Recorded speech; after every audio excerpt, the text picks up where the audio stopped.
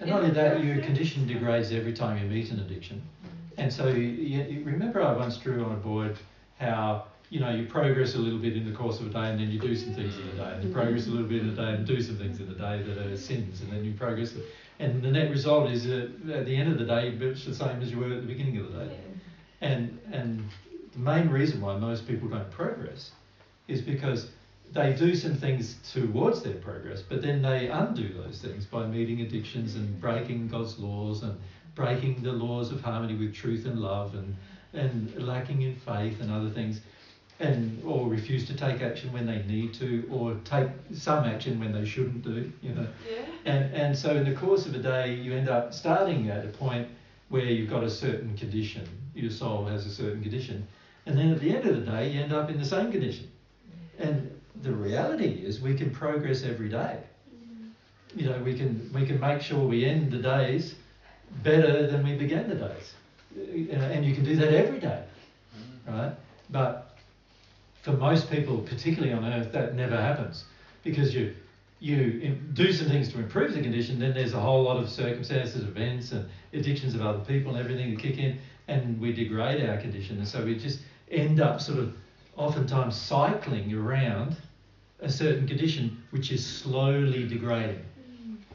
So like over 20 years you can see the degradation sometimes, but you can't see it in the day, because it's just like a cycle. I did this good thing and I did this, and did this good thing, but I did these bad things. But the trouble is, a lot of times I don't see when something's bad or good. I don't really know what is bad or good many times.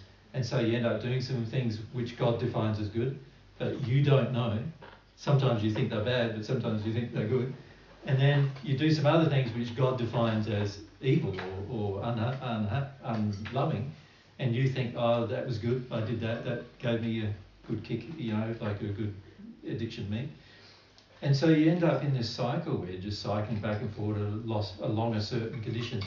And this is why the majority of people, once they're 7 or 8 years of age, that's usually the condition that they maintain for a large portion of their life, which is slowly degrading from that point to their death. And very little improvement occurs. Whereas if love becomes the guiding principle of every action taken, of every decision made, of every choice feeling that you have, and you just choose to become sensitive to love in particular, sensitive what is love and what isn't love, then the chances of you doing this slow degradation in your life are completely avoided. You know, you end up progressing. So, you know, you could progress through your life, that by the time you reach the end of your life, whenever that is, that you never even get to see the hells unless you choose to visit. You know, you never even go there because you've allowed your soul progression to grow and grow and grow and grow to a point where you're beyond the point where the correction of the hells is required for you. Yeah. So, the very important principles to understand when it comes to your future progress. Yeah. Nikki? And if we go over to the girls with the other mic over here. Just off that then,